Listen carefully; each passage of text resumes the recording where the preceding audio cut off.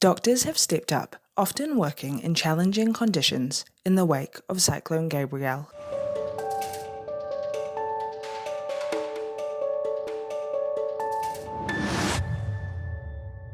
I'm the clinical director for Green Cross Health in the medical division. So Green Cross has 60 medical centres across the country, with quite a few here in Hawke's Bay.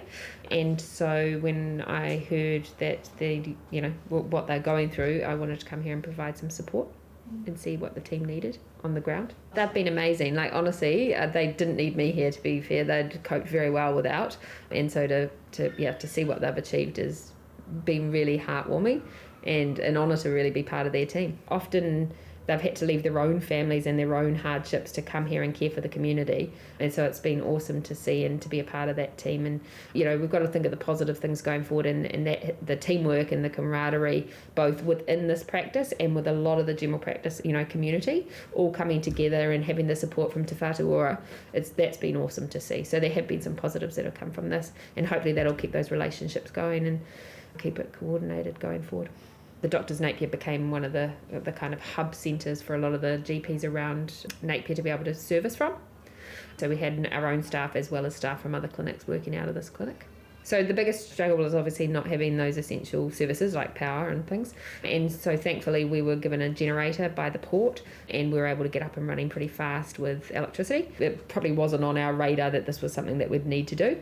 It's not something that you prepare for. But obviously being efficient and caring people, they just stepped up and started to get things going. And I think for the people outside of the region, I know when I've been talking to the staff here, we had been exposed to a lot of the footage of what was happening in the region, and probably more so than the people themselves that were actually here. So I actually turned up, I brought my own stethoscope and lots of equipment, because I actually thought maybe this clinic had been decimated as well. Like, we just didn't really know the extent of what we were coming into. And it's quite, well, scary, I guess, when you can see some areas have been completely unimpacted and it's business as usual, everything's absolutely fine, and then you literally go a couple of 100 metres down the road and see the devastation and loss. My understanding is that last week was very busy. Obviously a lot of the GP clinics that people would normally be going to were closed, and so they had to come here. So yeah, there was a massive demand. We're now seeing a lot of gastroenteritis, so tummy bugs, probably from the clean-up process and the difficulty getting fresh water and things. And unfortunately we're seeing a rise in COVID as well. I mean, the biggest thing is definitely hand sanitizer, washing your hands, routine hygiene measures, I guess, that we would have all been doing pre this happening. But now the access is a bit more challenging. And if you are cleaning up your house that has been flooded, then definitely the important things is a mask. Try and prevent some of that dust particles from getting absorbed. So long sleeves, obviously gloves if you can.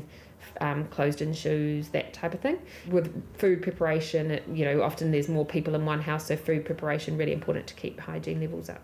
We're making sure that our staff and patients are wearing masks, because we don't want to risk all of our staff becoming unwell as well. Mental health support is obviously important. 1737 is a 24-hour service that anyone can ring at any time if they need to speak to a trained counsellor.